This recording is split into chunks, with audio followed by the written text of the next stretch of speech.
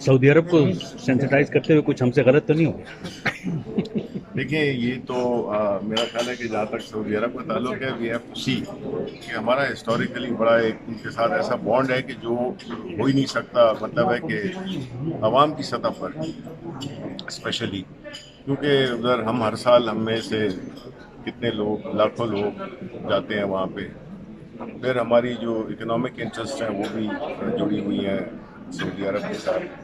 Similarly हमारी कितने workers हैं वहाँ पे, OBC at covers the economic side. और रीजन में भी जो है तो जो हमारी एक हिस्टोरिकल सपोर्ट, म्यूचुअल सपोर्ट रही है। एंड व्हेन आई से म्यूचुअल सपोर्ट, म्यूचुअल सपोर्ट, तो ऐसी सूरत हाल में मेरा नहीं ख्याल कि हम ये अफोर्ड कर सकते हैं कि हम अपने एक ऐसा मेजर, मतलब इस्लामी मालिक में by virtue of the fact that we have the two holiest places there, तो वो तो हम कर नहीं सकते हैं। लेकिन ऑब्वियसली जो एक रीअलाइनमेंट होती है उसकी, और हर मुल्क, जिस तरह मैंने कल भी कहा था कि हर मुल्क अपने नेशनल इंटरेस्ट को परसू करता है, और वो नेशनल इंटरेस्ट जो है तो वो हमेशा सुप्रीम होती है किसी भी मुल्क के साथ या किसी भी सिचुएशन में।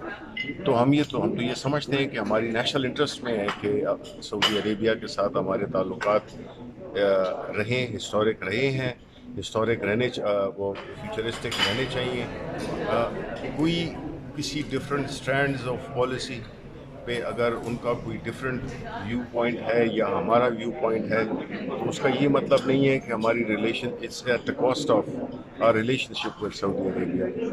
तो हम ये समझते हैं कि इसमें हमें कई फैक्टर्स को देखना पड़ता है। इट्स समथिंग कि हमारे जो पाकिस्तान के इंटरेस्ट में है वो यही है कि हम स्पेशली अपने रीजन के मुल्कों के साथ ताल्लुकात ठीक रखें, बिकॉज अभी एक जो इंटरनेशनल रिलेशंस हैं वो एक डिफरेंट शेप पकड़ रहे हैं। ब्लॉक्स की बात हो रही है, रीजनल ब्लॉक्स की बात हो रही है, स्ट्रेटिजिक पार्टनरशिप्स की बात हो रही है। तो ऐसी सूरत हाल में भी हमारा क्या उनके साथ ऐसा कोई मेजर डिफरेंस तो नहीं है। तो अगर मेजर डिफरेंस नहीं है, तो अगर थोड़ा सा कहीं पे थोड़ी कोई डेविएशन हो जाए या एबरेशन हो जाए, तो मेरा नहीं ख्याल है कि उसको अलाउ करना चाहिए कि वो एक ऐसी सिचुएशन में डेवलप हो जिसमें कि एक रिलेशनशिप में वो वक्त ना रहे जो कि अभी है। सर ये इंडिया ने कोई साइबर अटैक लॉन्च किया? Minister was actually reflective of the state policy. नहीं, जितनी अच्छी बातें आपने की हैं, ये शाबुत क्रैशी को नहीं पता इन बातों का। Top diplomat. देखिए जी, I think that he knows it better than me, and he has been foreign minister in previously also, अभी भी है। मुझे उनसे मिलूंगा तो मैं उनसे पूछूंगा कि उन्होंने जब ये बात कही तो उसके हो सकता है कि इट वाज मिस इंटरप्रेटेड, या हो सकता है कि he didn't mean what he said or he meant what he said. जो उन्होंने कहा वो तो आपने भी सुना, वो हमने भी सुना, तो इसके ऊपर तो कोई शक नहीं हो सकता। ये बताएं कि आपने तो जो गुफ्तगू की कि you are serving the interest of Pakistan, जी, वो किसके इंटरेस्ट को सर्व कर रही है इस वक्त इस स्टेज के ऊपर? देखिए जी, मैं तो डाउट की इंटेग्रिटी को नहीं कर सकता। He is a very competent man, he is a very senior leader in our party, and he has always fought for the cause of Pakistan, and I have no reason whatsoever to question or to doubt his intentions. तो इससे कोई फ़र्क पड़ा है Saudi policy पे? OIC का जो इजलास बुलवाना चाह रहे थे, तो वो अब कोई मुमकिन हुआ है, कोई करीब नज़र आ रहा है, या वो अभी भी दूर? देखिए जी, कॉन्टेक्स्ट की बात होती है।